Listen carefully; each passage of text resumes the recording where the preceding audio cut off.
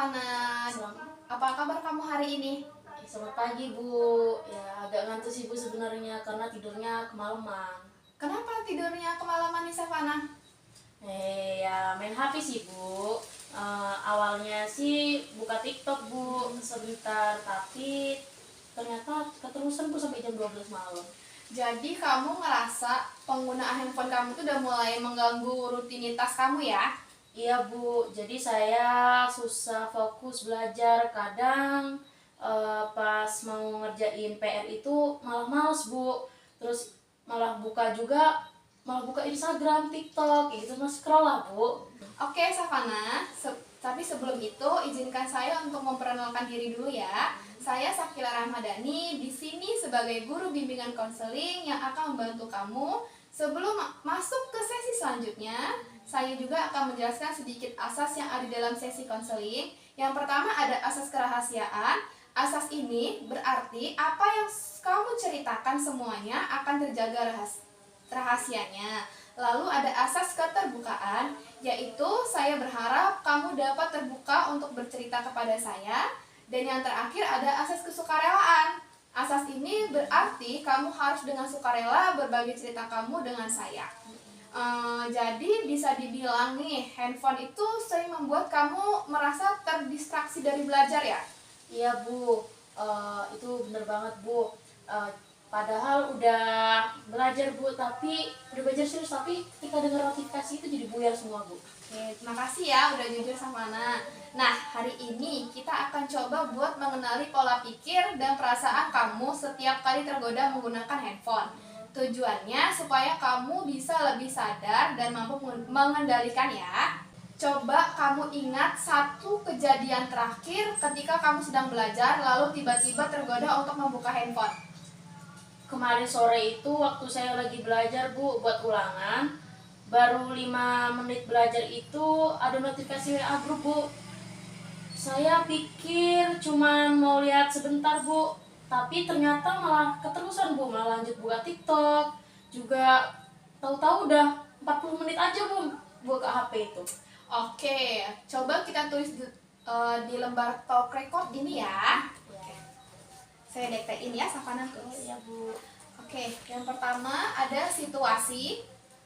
Belajar biologi. Situasi. Belajar biologi. Muncul notifikasi WhatsApp. Lalu ada pikiran otomatis. Ah, lihat sebentar aja. Perasaannya merasa senang, tapi kemudian menyesal.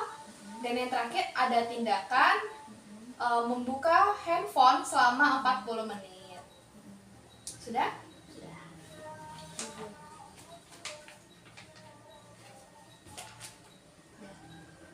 Oke, jadi semua itu bener kan? Iya Bu, itu bener banget, kayak udah refleks aja. Tangan juga langsung ambil main HP gitu Bu, tiba-tiba. Oke, kalau setelah itu apa yang kamu rasakan? Kalau setelah itu misal sih Bu, kayak soalnya jadi nggak sempet belajar gitu, malah main HP. Jadi pas ulangan itu malah nggak tahu materinya apa. Nah, perasaan menyesal itu penting banget nih untuk kamu sadari. Dari situ kita bisa tahu bahwa kebiasaan kecil bisa berdampak besar.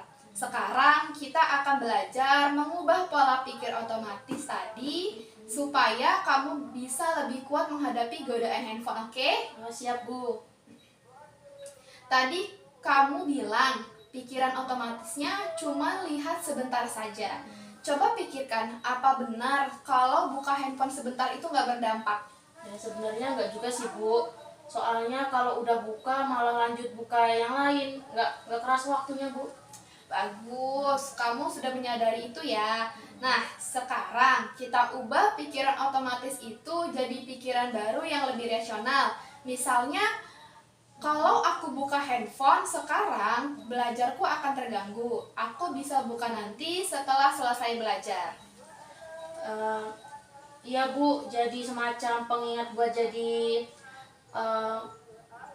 diri sendiri gitu ya Bu. Betul, itu namanya coping thought. Kalimat ini bisa kamu tulis.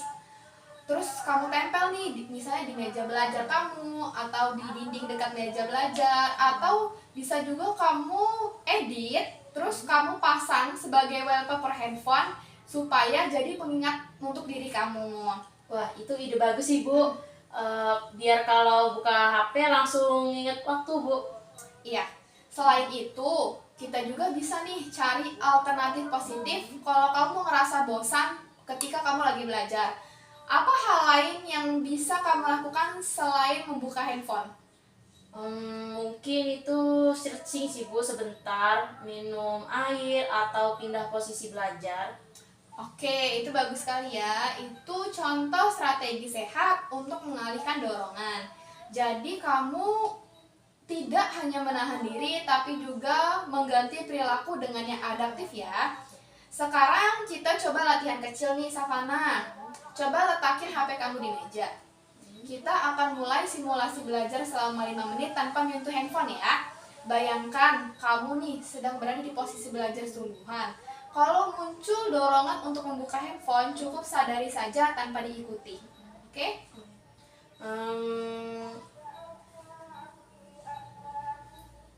Baru saja diletakin, tapi rasanya pingin aja, Bu, buat ngambil HP lagi gitu. Oke, itu hal normal sih sebenarnya ya. Sekarang coba kamu tanya sama diri kamu sendiri. Kalau aku buka HP sekarang, apa yang terjadi? Ya, saya jadi nggak fokus belajar sih, Bu, dan belajar itu bakal tertunda gitu. Nah, itu bagus banget. Coba kamu tarik nafas pelan-pelan, sadari perasaan ingin itu, dan lepaskan tanpa bereaksi. Fokus kembali pada tujuanmu, yaitu adalah belajar. Kita coba ya, tarik nafas pelan-pelan, lalu kamu menyadari keinginan yang kamu lakukan untuk fokus pada belajar, lalu lepaskan. Jadi, bagaimana perasaanmu sekarang? Ya, lebih tenang sih, Bu. Ternyata bisa juga ya, Bu, ya, ditahan kalau disadari kayak gini. Iya, mulai sekarang kamu bisa buat latihan pemaparan bertahap. Misalnya, hari pertama belajar 10 menit tanpa handphone, begitu juga hari kedua 20 menit, lalu hari ketiga 30 menit, dan seterusnya. Iya, Bu. Jadi kayak latihan daya tahan ya, Bu. Betul, lama-lama otak kamu tuh bakal terbiasa dan keinginan untuk buka handphone tuh jadi berkurang. Sekarang kita lanjut dengan teknik mindfulness ya. Tujuannya supaya kamu bisa lebih sadar terhadap pikiran dan perasaan tanpa langsung bereaksi. Baik, Bu. Coba kamu duduk nyaman, tarik nafas perlahan, rasakan udara yang masuk melalui hidung, tahan sebentar, lalu hembuskan pelan-pelan. Sekarang fokus pada nafasmu. Kalau muncul pikiran pengen buka handphone, sadari saja pikiran itu ada, lalu lepaskan dan jangan dihakimi. Jadi gimana Pak rasanya? Ya, rasanya itu kayak tenang sih, Bu. Biasanya kalau belajar itu saya suka gelisah, Bu, tapi sekarang kayak lebih fokus. Oke, mindfulness ini bisa kamu praktekin setiap hari, bahkan sebelum belajar. Hanya butuh waktu sebentar kok, cuma 3-5 menit untuk menenangkan diri dan meningkatkan konsentrasi. Wah, itu benar banget sih, Bu. Kayak saya baru nemuin ini tadi. Ternyata ketenangan itu bisa pengaruh buat fokus juga ya, Bu ya? Iya, Savana, karena saat kamu sadar penuh, kamu bisa memilih untuk tidak dikuasai oleh dorongan sesaat seperti keinginan untuk membuka handphone. Nah, Savana, dari sesi kita hari ini, apa hal yang paling penting kamu pelajari? Saya jadi tahu gangguan HP itu bukan cuma soal kebiasaan, tapi juga pikiran saya sendiri. Saya sering menipu dengan bilang sebentar aja gitu. Padahal itu malah makin lama. Hebat, itu kesadaran yang sangat penting ya. Jadi langkah apa yang mau kamu lakukan setelah ini? Saya mau coba pakai Cupping Talks itu, Bu, yang tadi. Bu, saya juga mau latihan belajar tanpa HP sedikit, Bu. Dan catat di lembar task record itu, Bu. Kalau berhasil ya menahan diri, Bu. Luar biasa ya, Savana. Saya yakin kamu bisa. Minggu depan kita akan lihat perkembangannya ya. Jangan lupa juga buat latihan mindfulness setiap kali kamu merasa gelisah. Ya baik Bu, terima kasih banget Bu, rasanya lebih ringan dan jadi punya cara buat kendaliin diri Bu. Oke, sama-sama Savana. Ingat ya, perubahan itu butuh waktu. Tapi kamu sudah mulai langkah yang tepat. Semangat terus ya. Ya baik Bu, saya akan berusaha Bu. Terima kasih ya sudah datang kemari. Sampai Iya, jumpa. sampai jumpa kembali Bu.